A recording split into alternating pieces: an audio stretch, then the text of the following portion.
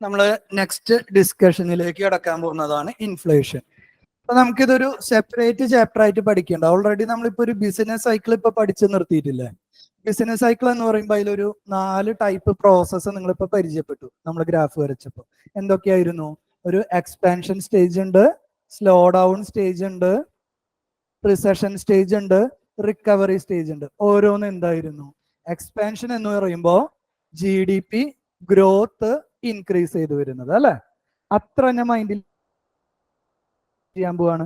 GDP growth increase ചെയ്ത് വരുന്നത്. ഒരു കൊമോഡിറ്റി അല്ലെങ്കിൽ ഒരു ഒബ്ജക്റ്റിന്റെ പൈസ കൂടി കൂടി കൂടി വരാന്ന് വിചാരിക്കും. അപ്പൊ അതിനെ ഞാൻ ഇവിടെ എന്തെന്ന് പേരിട്ടു? ഇൻഫ്ലേഷൻ. എന്താണ് ഈ ഒരു മാർക്ക് ചെയ്തിട്ടുള്ള പോർഷന്റെ പ്രത്യേകത? ഇവിടെ എന്താണ് y ആക്സിസ്? നിങ്ങൾ നോക്കിക്കോ, ഒരു സംശയം വേണ്ട. y ആക്സിസിൽ എന്താണ് കൊടുത്തിട്ടുള്ളത്? Rate of inflation in percentage. എന്ന് വെച്ച് കഴിഞ്ഞാൽ ഒരു ഒബ്ജക്റ്റിന്റെ, ഒരു പേന അല്ലെങ്കിൽ ഒരു കാറിന്റെ വില കൂടി കൂടി കൂടി കൂടി കൂടി വരുന്നത്. നമ്മൾ നേരത്തെ എക്സ്പാൻഷൻ ആണെങ്കിൽ ഗ്രോത്ത് കൂടി കൂടി വരുന്നതിന് എക്സ്പാൻഷൻ എന്നും, ഒരു ഒബ്ജക്റ്റിന്റെ പ്രൈസ് കൂടി കൂടി വരുന്നതിന് എന്തെന്നും പേരും. കമ്പയർ ചെയ്ത് കാര്യങ്ങൾ പഠിക്കുക, അപ്പൊ ഓർത്തിരിക്കാൻ എളുപ്പമായിരിക്കും. ഇൻഫ്ലേഷൻ എന്ന് പേരിട്ടു. ഇനി എന്തായിരുന്നു നമ്മുടെ സ്ലോ ഡൗൺ? ഡെഫിനേഷൻ പറഞ്ഞത് എന്തായിരുന്നു? സ്ലോ ഡൗൺ എന്ന് പറയുന്നത് ഗ്രോത്ത് ഡിക്രീസ് ചെയ്യുന്ന സ്റ്റേജ്. ഞാൻ വീണ്ടും ചോദിക്കുകയാണ്, ഗ്രോത്ത് ഡിക്രീസ് അല്ല, നെഗറ്റീവ് ആയിട്ടില്ലല്ലോ? ഓക്കെ. ഈ ഒരു സ്റ്റേജ് നോക്ക്. ഞാൻ ഇതൊരു എക്സാമ്പിൾ ഒക്കെ വെച്ച് ന്യൂമറിക്കൽ വാല്യൂ വെച്ച് പറഞ്ഞുതരാം. ഈ ഒരു ഗ്രാഫിന്റെ പോർഷന്റെ പ്രത്യേകത എന്താന്ന് പറ? ഗ്രോത്ത് എന്ന് പറയുന്നത് ഗ്രോത്തിന്റെ റേറ്റ് കുറഞ്ഞു കുറഞ്ഞു വരുന്ന ഒരു സ്റ്റേജ് പോലെയാണ്. നെഗറ്റീവ് അല്ലല്ലോ, സ്റ്റിൽ പോസിറ്റീവ് അല്ലേ? ഒരു ഒബ്ജക്റ്റിന്റെ പൈസ കൂടി കൂടി തന്നെയാണ് വരുന്നത്, പക്ഷെ കൂടുന്ന റേറ്റ് എന്ന് പറയുന്നത് കുറഞ്ഞു കുറഞ്ഞു വരുന്നതിനെയാണ്. എക്സാമ്പിൾ എഴുതാട്ടോ, എക്സാമ്പിൾ എഴുതാം. അതിനെ ഞാൻ വിളിക്കുന്ന പേരാണ് എന്ത്? ഇൻഫ്ലേഷന്റെ ഓപ്പോസിറ്റ് ആയിട്ട് ഇവിടെ കിടക്കുന്നത് ഡിസ്ഇൻഫ്ലേഷൻ. ഇനി താഴെയുള്ള ഈ ഒരു പോർഷനെ നോക്കിയേ. ഗ്രാഫില് സീറോക്കും താഴെയാണ്. സീറോക്കും താഴെയാണെങ്കിൽ നെഗറ്റീവ് ആണ്. നെഗറ്റീവ് എന്ന് പറയുമ്പോൾ ഒരു ഒബ്ജക്റ്റിന്റെ പ്രൈസ് കുറഞ്ഞ് കുറഞ്ഞ് കുറഞ്ഞ് എക്കണോമിയിൽ വരുന്ന സിറ്റുവേഷനെയാണ് നമ്മൾ എന്തെന്ന് പേര് പറയാ? ഡീഫ്ലേഷൻ എന്ന് പറയാം. ഒരു പ്രൊഡ്യൂസർ ഒരു ഒബ്ജക്റ്റ് പ്രൊഡ്യൂസ് ചെയ്യണം. നേരത്തെ പറഞ്ഞ റിസഷൻ എന്നെ മൈൻഡിലേക്ക് കൊണ്ടുപോകാം. ഒരു എക്കണോമിയിൽ റിസഷൻ ആണ് നടക്കുന്നതെങ്കിൽ പ്രൊഡക്ഷൻ കുറയും, ഡിമാൻഡ് കുറയും, എക്കണോമിക്ക് മൊത്തത്തിൽ പ്രശ്നമല്ലേ? ഇതുപോലെ തന്നെ ഈ ഡീഫ്ലേഷൻ എന്ന് പറയുന്നതും എക്കണോമിക്ക് മോശം. എന്തായിരിക്കും കാരണം? ഒരു പ്രൊഡ്യൂസർ കഷ്ടപ്പെട്ട് ഒരു പ്രൊഡക്റ്റ് പ്രൊഡ്യൂസ് ചെയ്യുമ്പോൾ മാർക്കറ്റിൽ വിൽക്കുമ്പോൾ പുള്ളിക്കാരൻ പ്രൊഡ്യൂസ് ചെയ്ത ഫാക്ടർ കോസ്റ്റ് ഇല്ലേ, ഇയാള് ഫാക്ടർ കോസ്റ്റ് അല്ല, ഇയാളുടെ ഒരു ബേസിക് കൺസേൺ. ഫാക്ടർ കോസ്റ്റ് എന്ന് പറഞ്ഞാൽ എന്താ? പല കാരണങ്ങൾ കൊണ്ട് പുള്ളി പ്രൊഡ്യൂസ് ചെയ്തതിന് വന്ന ചെലവല്ലേ ഈ ഫാക്ടർ കോസ്റ്റിനേക്കാളും കുറവാണ് മാർക്കറ്റ് പ്രൈസ് എങ്കിലോ എന്താ സംഭവിക്കുക? പുള്ളിക്ക് ലാഭമാണോ ഉണ്ടാവുക, നഷ്ടമാണോ ഉണ്ടാവുക? നഷ്ടം. ആ നഷ്ടം അല്ലെങ്കിൽ ഫാക്ടർ കോസ്റ്റ് എന്ന് പറയുന്നത് മാർക്കറ്റ് പ്രൈസിനേക്കാളും കുറവ് വരുന്ന സിറ്റുവേഷൻ ആണ് എന്ത്? ഡീഫ്ലേഷൻ എന്ന് പറയുന്നത്. Obviously it is not good for economy. Like recession is not good for economy അല്ലെ? റിസഷൻ അല്ലെങ്കിൽ സ്ലോ ഡൗൺ വരുമ്പോൾ ഗവൺമെന്റ് അവിടെ ഇടപെടും. എന്താണ്? റിക്കവറി. ഇവിടെ എന്തുണ്ടാവും? ഒരു സാധനത്തിന്റെ പൈസ നെഗറ്റീവ് ഗ്രോത്ത് ആണെങ്കിൽ ആ സാധനങ്ങളുടെ കൊമോഡിറ്റിയുടെ പ്രൈസ് ഇൻക്രീസ് ചെയ്യുന്നതിന് വേണ്ടി നമ്മൾ ചില മെഷേഴ്സ് എടുത്ത് അതിനെ റിക്കവറി ചെയ്യിപ്പിക്കും. ആ റിക്കവറി സ്റ്റേജിനെ വിളിക്കുന്ന പേരാണ് റീഫ്ലേഷൻ. എക്സാമ്പിൾ എഴുതി റിപ്പീറ്റ് ചെയ്യാം കേട്ടോ. അപ്പൊ ഏകദേശം ഇത് എന്താണ് ഗ്രാഫ് മനസ്സിലായില്ലേ? ഇനി ഓരോ പ്രോസസ്സും എക്സാമ്പിളുകളിലൂടെ കാണാം. ഒരു പർട്ടിക്കുലർ ഇയർ 2015 ഒരു കൊമോഡിറ്റിയുടെ വില, ഞാനൊരു കാറ് തന്നെ എക്സാമ്പിൾ എടുത്തോട്ടെ. ഒരു കാറിന്റെ വില എന്ന് പറയുന്നത് 100 rupees.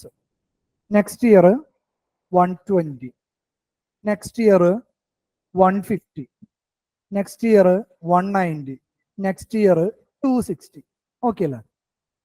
ഇതിൽ നിന്ന് തന്നെ നിങ്ങൾക്ക് ഒരു കാര്യം വളരെ ഷുവർ ആണ്, ഓരോ വർഷം കഴിയും തോറും കാറിന്റെ വില കൂടി കൂടിയാണ് വരുന്നത്.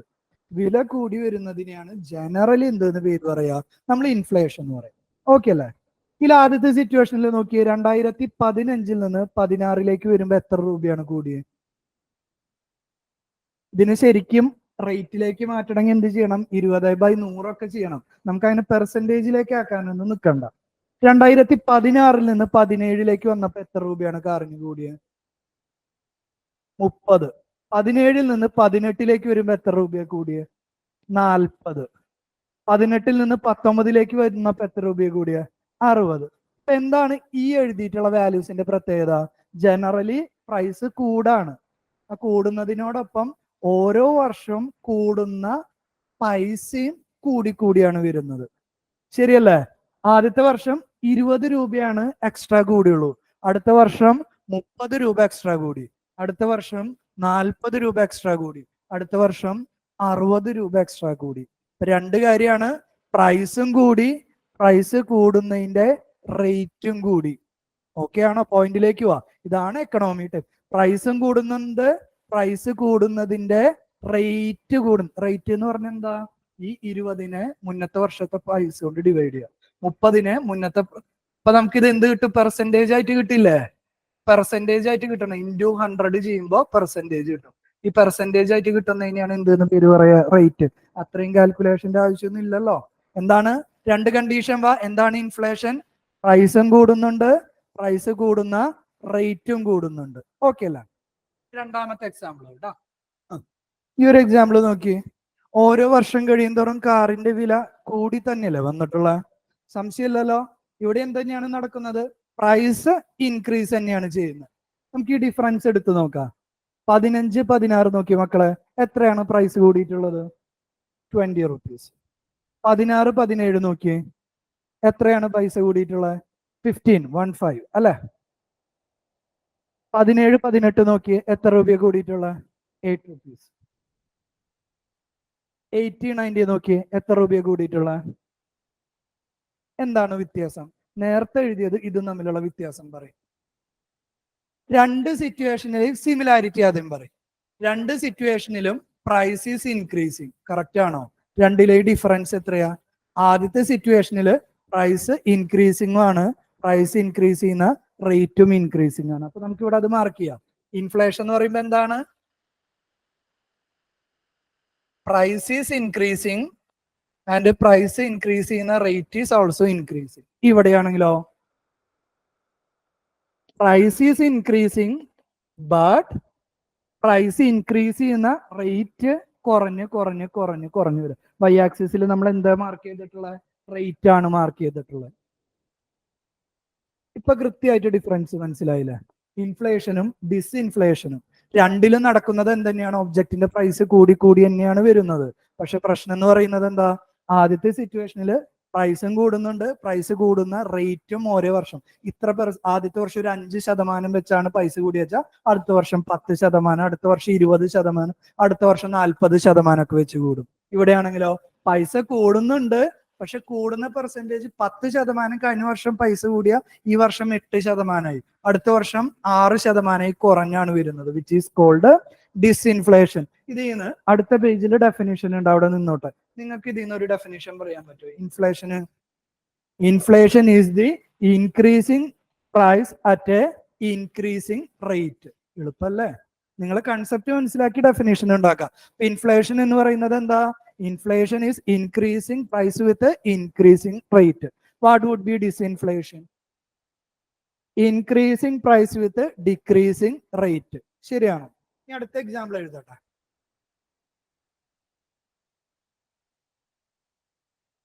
ബിസിനസ് സൈക്കിളിന് ഇത്ര ഡീറ്റെയിൽഡ് വാല്യൂ വെച്ച് ഇതേപോലെ ബിസിനസ് സൈക്കിൾ എനിക്ക് എഴുതാൻ പറ്റും. പക്ഷെ ബിസിനസ് സൈക്കിളിനേക്കാളും വളരെ വളരെ വളരെ വളരെ വളരെ വളരെ ഇമ്പോർട്ടന്റ് എന്ന് പറയുന്നത് ഇൻഫ്ലേഷൻ ആണ്. പിന്നീട് ഗവൺമെന്റ് പോളിസി എന്ന് പറയുന്ന എൻ്റെ ചാപ്റ്ററിലും ഇൻഫ്ലേഷനെ കുറിച്ചുള്ള ഡിസ്കഷൻ ഉണ്ട്. അതേപോലെ തന്നെ മോണിറ്ററി പോളിസി, റിസർവ് ബാങ്കിൽ വളരെ ഡീറ്റെയിൽഡ്. അൾട്ടിമേറ്റ്ലി നമ്മുടെ എക്കണോമിയിൽ നമുക്ക് എന്തെങ്കിലും വാങ്ങി കഴിക്കണമെങ്കിൽ അവിടെ എന്താണ് ഏറ്റവും ഇമ്പോർട്ടന്റ്? പൈസ കൺട്രോൾ ചെയ്യേണ്ടേ? വില കൺട്രോൾ ചെയ്യുന്നതാണ് എല്ലാ എക്കണോമിയിലെയും ഏറ്റവും ഇമ്പോർട്ടന്റ് ആയിട്ടുള്ള process. So inflation is very much important. കാറിന്റെ വില പല വർഷത്തിൽ അനാലിസിസ് നടത്ത് എന്താണ് നിങ്ങൾക്ക് കിട്ടുന്ന കാര്യം പറഞ്ഞതാ. 2015 കാറിന്റെ പ്രൈസ് 100 റുപ്പീസ്, 2016 90 രൂപ. ഇവിടെ ഡിഫറൻസ് ഒന്നും എടുക്കണ്ട, അല്ലാതെ തന്നെ കഥ മനസ്സിലാവും. ഓരോ വർഷം കഴിയുന്തോറും കാറിന്റെ വില കൂടിയാണ് വരുന്നത്, കുറഞ്ഞാണ് വരുന്നത്? കുറഞ്ഞു വരാണ്. When the price of an object is decreasing, which is called deflation. എളുപ്പല്ലേ? മറക്കില്ലല്ലോ. ഡിസ്ഇൻഫ്ലേഷനും ഡീഫ്ലേഷനും തെറ്റിപ്പോയത്. ഡിസ്ഇൻഫ്ലേഷനിലും എന്തെന്നെയാ? പൈസ കൂടെ തന്നെയാണ് ചെയ്യുന്നത്, പൈസ കൂടുന്ന റേറ്റ് മാത്രമാണ് ഡിക്രീസ് ചെയ്യുന്നത്. ഡീഫ്ലേഷൻ എന്ന് പറഞ്ഞ ഒരു സംശയം വേണ്ട, സാധനത്തിന്റെ വില കുറഞ്ഞ് കുറഞ്ഞ് കുറഞ്ഞ് വരുന്ന സിറ്റുവേഷൻ. റീഫ്ലേഷൻ ബുദ്ധിമുട്ടില്ലല്ലോ. ഡീഫ്ലേഷൻ ഒബ്വിയസ്ലി എന്താണ് ഉണ്ടാക്കുക? ഒരു എക്കണോമി നല്ല തരത്തിൽ വർക്ക് ചെയ്യണമെങ്കിൽ, പിന്നീട് ഒരു സ്ലൈഡിൽ വരുന്നുണ്ട്, എന്റെ ഇന്റർവ്യൂവിന് എന്നോട് ചോദിച്ചിട്ടുള്ള ഒരു ചോദ്യമായിരുന്നു whether inflation is good for the economy. എക്കണോമിയുടെ നല്ലതിന് വേണ്ടി എപ്പോഴും ചെറിയൊരു ലെവല് ഇൻഫ്ലേഷൻ വളരെ വളരെ അത്യാവശ്യം. എന്തായിരിക്കും കാരണം? എല്ലാ ഒബ്ജക്റ്റിനും നമ്മൾ പ്രൊഡ്യൂസ് ചെയ്യുന്നതിനേക്കാളും കുറച്ചും കൂടി വില കൂടുതൽ കിട്ടാൻ സാധ്യത ഉണ്ടെങ്കിൽ പ്രൊഡ്യൂസേഴ്സ് നന്നായിട്ട് പ്രൊഡ്യൂസ് ചെയ്യുമ്പോൾ നമുക്കൊക്കെ ജോലി കിട്ടുമ്പോൾ എന്തുണ്ടാവും? ഡിമാൻഡ് കൂടും. That will support economy. പക്ഷെ വളരെ ഹൈ ഇൻഫ്ലേഷൻ ആണെങ്കിലോ, ലോജിക്കലി കണക്ട് ചെയ്യും, വളരെ ഹൈ ഇൻഫ്ലേഷൻ ആണെങ്കിലോ നമുക്ക് മേടിക്കാനുള്ള കപ്പാസിറ്റി ഉണ്ടാവോ? ഇല്ല. കപ്പാസിറ്റി ഇല്ലെങ്കിൽ ഡിമാൻഡ് കുറയില്ലേ, പ്രൊഡക്ഷൻ കുറയില്ലേ? പ്രൊഡക്ഷൻ കുറഞ്ഞു കഴിഞ്ഞാൽ അൺഎംപ്ലോയ്മെന്റ്, എന്ത്, ജോലി ഇല്ലാത്ത അവസ്ഥ ഇൻക്രീസ് ചെയ്യും, വീണ്ടും ഡിമാൻഡ് കുറയും. മോശമല്ലേ എക്കണോമിക്ക്? വളരെ വില കുറവാണെങ്കിലോ, നേരെ റിവേഴ്സ്. വളരെ വില കുറവാണെങ്കിൽ പ്രൊഡ്യൂസർ ആ പ്രൊഡക്റ്റ് ഉണ്ടാക്കില്ല, കമ്പനി അടച്ചു പോണതല്ലേ നഷ്ടം. ഓരോ വർഷം വർക്ക് ചെയ്യുമ്പോഴും അയാൾക്ക് ലാഭം കിട്ടണതിന് വരെ നഷ്ടമാണെങ്കിൽ അവർ നടത്തിക്കൊണ്ടുപോവോ? കമ്പനി അടയ്ക്കും. അപ്പോഴും എക്കണോമിക്ക് മോശമല്ലേ? അപ്പൊ വളരെ ഹൈ ഇൻഫ്ലേഷൻ ആണെങ്കിലും എക്കണോമിക്ക് മോശമാണ്, ഡീഫ്ലേഷൻ ആണെങ്കിൽ എക്കണോമിക്ക് മോശമാണ്. മൈൽഡ് ഇൻഫ്ലേഷൻ, ചെറിയ ലെവലിലുള്ള ഒരു ഇൻഫ്ലേഷൻ ആണെങ്കിൽ that is good for the economy because it will support economic growth. Okay ആണോ? ഇന്ത്യയുടെ കേസിലാണെങ്കിൽ ആ ഇൻഫ്ലേഷൻ ഫിക്സ് ചെയ്തിട്ടുണ്ട് ആ ഒരു സെൻട്രൽ ഗവൺമെന്റ്. ആ ഇൻഫ്ലേഷൻ ടാർഗറ്റ് മെയിൻറ്റെയിൻ ചെയ്യാനുള്ള ജോലി കൊടുത്തിട്ടുള്ളത് മോണിറ്ററി പോളിസി കമ്മിറ്റി, MPC. ഭാവിയിൽ പഠിക്കൂട്ടാ. ഇന്ത്യയുടെ കേസിൽ ഇൻഫ്ലേഷൻ ഫിക്സ് ചെയ്തിട്ടുള്ളത് 4 ± 2% ഓഫ് GDP. GDP കഥക്ക് വിട്, തൽക്കാലം ഇതിലേക്ക് മാത്രം നോക്ക്. 4 ± 2%. അപ്പൊ ഒരു ഫിക്സഡ് ഇൻഫ്ലേഷൻ റേറ്റ് വെക്കല് ബുദ്ധിമുട്ടാ. അപ്പൊ ഇവിടെ ഒരു റേഞ്ച് വെച്ചു. 4 ± 2% എന്ന് പറഞ്ഞാൽ ഇന്ത്യയിൽ അലൗഡ് ആയിട്ടുള്ള ഇൻഫ്ലേഷൻ ഏത് റേഞ്ച് ആയിരിക്കും? 4 - 2 എത്രയാ? 4 + 2 എത്രയാ? 6. സോ RBI അല്ലെങ്കിൽ ഈ മോണിറ്ററി പോളിസി കമ്മിറ്റിയാണ് ഇന്ത്യയിൽ ഇൻഫ്ലേഷൻ റേറ്റ് മെയിൻറ്റെയിൻ ചെയ്യാൻ, ഈ ഒരു ലിമിറ്റിൽ മെയിൻറ്റെയിൻ ചെയ്യാൻ വേണ്ടിയിട്ടുള്ള ഒബ്ജക്റ്റീവ് ഉള്ള ഒരു സ്ഥാപനം എന്ന് പറയുന്നത്. മോണിറ്ററി പോളിസി കമ്മിറ്റി എന്ന് പറയുമ്പോൾ അതിൽ 3 മെമ്പേഴ്സ് RBIയിൽ നിന്നും 3 മെമ്പേഴ്സ് സെൻട്രൽ ഗവൺമെന്റ് അപ്പോയിന്റ് ചെയ്യുന്നതാണ്. അപ്പൊ ഗവൺമെന്റിന്റെ ഒരു പാർട്ടിസിപ്പേഷനും ഉണ്ട്, സെൻട്രൽ ബാങ്കിന്റെ പാർട്ടിസിപ്പേഷനും ഉണ്ട്. ഇവര് രണ്ടുപേരും ചേർന്നല്ലേ നമ്മുടെ എക്കണോമിയിലെ മണി സപ്ലൈ ഒക്കെ ഡിസൈഡ് ചെയ്യുന്നത്. ഓക്കെ അല്ലേ? അപ്പൊ ഇന്ത്യയുടെ കേസിലാണെങ്കിൽ 2% to 6% ജനറലി ഇങ്ങനെയാണ് കേട്ടോ റെപ്രസെന്റ് ചെയ്യുക. For upper limit 6%, lower limit 2%. ഇതിൽ മെയിൻറ്റെയിൻ ചെയ്യാനാണ് നോക്കുക. That is the allowed rate. ഈ ഒരു ഇൻഫ്ലേഷൻ റേറ്റ് ആവശ്യമാണ്. എല്ലാ വർഷവും പ്രൊഡക്റ്റിന് ചെറിയ ചെറിയ പൈസ കൂടുന്നത് പ്രൊഡ്യൂസേഴ്സിന് ലാഭമാണ്. So it will improve the economy. General discussion okay ആണോ? ഞാൻ ഇതിലേക്ക് വേറൊരു പുതിയൊരു കാര്യം കൂടി ഇൻജക്ട് ചെയ്യാണ്. നമ്മുടെ എക്കണോമി ഇപ്പൊ ഈ ഒരു സിറ്റുവേഷനിൽ നിൽക്കാന്ന് വിചാരിക്കും. ഡീഫ്ലേഷൻ എന്ന് വെച്ച് കഴിഞ്ഞാൽ എന്താണ്? Negative growth. അപ്പൊ നമ്മൾ ജനറലി മോശം എന്നാണ് പറയുന്നത്. അപ്പൊ സാധാരണ നമ്മൾ എക്സ്പെക്ട് ചെയ്യുന്നത് എന്താ? നെഗറ്റീവ് ഗ്രോത്ത് അല്ലെങ്കിൽ ഡീഫ്ലേഷന്റെ സമയത്താണ് അൺഎംപ്ലോയ്മെന്റ് ഹൈ എന്നാണ് നമ്മുടെ ഒരു ധാരണ. ഒരു സിറ്റുവേഷൻ കൺസിഡർ ചെയ്ത് നോക്കി, ഒരു എക്കണോമിയില് ഇൻഫ്ലേഷനോടൊപ്പം അൺഎംപ്ലോയ്മെന്റ് വന്നു കഴിഞ്ഞാൽ എന്താ ഉണ്ടാവുക? ആലോചിച്ച് ഉത്തരം പറയും. If there is N economy in which both inflation and unemployment is there, എന്താ സംഭവിക്കുക? നമുക്ക് അൺഎംപ്ലോയ്മെന്റിൽ നിന്ന് ഡിസ്കഷൻ സ്റ്റാർട്ട് ചെയ്യാം. ഓൾറെഡി അൺഎംപ്ലോയ്മെന്റ് എന്ന് പറഞ്ഞാൽ എന്താ? നമുക്ക് ജോലി ഇല്ലാത്ത അവസ്ഥ, ശരിയല്ലേ? ജോലി ഇല്ലാത്ത അവസ്ഥ, കയ്യിൽ കാശുണ്ടാ? എന്നൊക്കെയോ കാലത്ത് നമ്മുടെ മുതുമുത്തച്ഛന്മാരുണ്ടാക്കിയ കുറച്ച് സ്ഥലവും പരിപാടികളൊക്കെ ഉണ്ടെന്ന് വിചാരിക്കും. Okay, that's fine. അൺഎംപ്ലോയ്മെന്റ് ആണ്, കയ്യിൽ ഓൾറെഡി കാശില്ലാത്ത അവസ്ഥ. ആ സമയത്ത് സാധനങ്ങൾക്കൊക്കെ ഒടുക്കത്തെ വിലയാണെങ്കിലോ വളരെ മോശം സിറ്റുവേഷൻ ആയിരിക്കില്ല എക്കണോമിയിൽ. ഇത്തരം സിറ്റുവേഷനെ നമ്മൾ വിളിക്കുന്ന പേരാണ് സ്റ്റാഗ്ഫ്ലേഷൻ. ഇത്തരം സിറ്റുവേഷൻസിനെ നമ്മൾ വിളിക്കുന്ന പേരാണ് സ്റ്റാഗ്ഫ്ലേഷൻ. എന്താണ് സ്റ്റാഗ്ഫ്ലേഷൻ എന്ന് പറഞ്ഞാൽ? എക്കണോമിയിൽ ഓൾറെഡി എന്തുണ്ട്? ഹൈ അൺഎംപ്ലോയ്മെന്റും ഉണ്ട്. ആ ഹൈ അൺഎംപ്ലോയ്മെന്റിനോടൊപ്പം തന്നെ സാധനങ്ങൾക്ക് കൊടുക്കത്തെ വിലയും ഇൻഫ്ലേഷനും കൂടിയുള്ള ഈ രണ്ടും കൂടി ഒരുമിച്ച് വരുന്ന വളരെ മോശകരമായ എക്കണോമിക് സിറ്റുവേഷനെ ഞാൻ വിളിക്കുന്ന പേരാണ് എന്ത്? സ്റ്റാഗ്ഫ്ലേഷൻ. നമുക്ക് ഇതിന്റെ ഒക്കെ ഇനി ഒരു ഡെഫിനിഷൻ ആയിട്ട് ഓരോന്നും കാണാം. സാർ, ഇതിൽ ഡിസ്ഇൻഫ്ലേഷൻ പോസിറ്റീവ് ആണോ നെഗറ്റീവ് ആണോ അങ്ങനെ പറയാൻ പറ്റുമോ? പോസിറ്റീവ് ആണ്. എന്ത് പോസിറ്റീവ് ആണോ എന്ത് നെഗറ്റീവ് ആണോ? ഇതിപ്പം ഒരു എക്കണോമിക്ക് നല്ലതാണോ മോശമാണോ? ഒരു ഡിസിൻഫ്ലേഷൻ സംഭവിക്കുന്നത്? നമുക്കിപ്പോ റേറ്റ് സ്ലോ ഡൗൺ എക്കണോമിക്ക് നല്ലതാണോ മോശമാണോ? നമ്മൾ സ്ലോ ഇത്രയും ഡൗൺ ഉം. റിസഷൻ നെഗറ്റീവ് ആണ് എന്നാണ് എനിക്ക് തോന്നുന്നത്. സ്ലോ ഡൗൺ സ്ലോ പക്ഷേ ഡൗൺ എന്ന് പറയുന്നത് എന്താ? ഒരു ഗ്രോത്ത് ഉണ്ടാകുമ്പോൾ അതിന്റെ ഒരു ചെറിയൊരു നെഗറ്റീവ് സൈഡ് ഉണ്ടാവുന്നു അല്ലെ? പക്ഷെ അപ്പോഴും അതെ എന്ത് തന്നെയാണ്, എക്കണോമിക് ഓവറോൾ പോസിറ്റീവ് ആണ്. അതേപോലെ തന്നെയാണ് ഈ ഡിസ്ഇൻഫ്ലേഷൻ എന്ന് പറയുന്നത്. സാധനങ്ങളുടെ വില കൂടുന്ന റേറ്റ് എപ്പോഴും പോസിറ്റീവ് ആവണമെന്ന് നിർബന്ധമില്ല. നമ്മുടെ ഉദ്ദേശം എന്താ? എക്കണോമിയിൽ സാധനങ്ങളുടെ വില ചെറിയ തരത്തിൽ കൂടി ഇരുന്നാൽ മതി. മനസ്സിലായോ? ഇപ്പൊ സ്റ്റിൽ ഇൻഫ്ലേഷൻ ആണെങ്കിലും ഡിസ്ഇൻഫ്ലേഷൻ ആണെങ്കിലും ഓക്കെ ആണ്. പക്ഷെ ഡിസ്ഇൻഫ്ലേഷൻ ആണ് ഭാവിയിൽ എന്തിലേക്ക് ലീഡ് ചെയ്യാൻ പോകുന്നത്? ഡീഫ്ലേഷനിലേക്ക് ലീഡ് ചെയ്യാൻ പോകുന്നത്. ഇപ്പൊ ഡിസ്ഇൻഫ്ലേഷൻ എന്ന് പറയുന്ന ഒരു സ്റ്റേജ് എത്തി, നമ്മൾ ആ ഡിഫറൻസ് ഇൻ റേറ്റ് കണ്ടുപിടിച്ചില്ലേ? 10%, 6%, 4% എന്ന് പറഞ്ഞ ഇത് കുറഞ്ഞാണ് കുറച്ച് കഴിയുമ്പോൾ എന്ത് വരുന്നത്? നെഗറ്റീവ് വാല്യൂ എത്തുന്നത്. നെഗറ്റീവ് വാല്യൂ എത്തുന്നതിനേക്കാളും മുന്നേ അവിടെ ആര് ഇടപെടും? മോണിറ്ററി പോളിസി കമ്മിറ്റി ഇടപെട്ട് 4 ± 2% അത് മെയിൻറ്റെയിൻ ചെയ്യാൻ വേണ്ടി ശ്രമിക്കും. ഡിസ്ഇൻഫ്ലേഷനും ഓക്കെയാണ്, പക്ഷെ അതിങ്ങനെ പോയി ടുവേർഡ്സ് നെഗറ്റീവ് വന്നു കഴിഞ്ഞാൽ എന്താണ്? എക്കണോമിക്ക് മോശമാണ്. അതിന് മുന്നേ ആര് ഇടപെടും?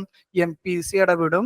വീണ്ടും നമ്മുടെ അലൗഡ് ആയിട്ടുള്ള റേഞ്ചിൽ അതിന്റെ വാല്യൂ മെയിൻറ്റെയിൻ ചെയ്യാൻ വേണ്ടി ട്രൈ ചെയ്യൂ കേട്ടോ.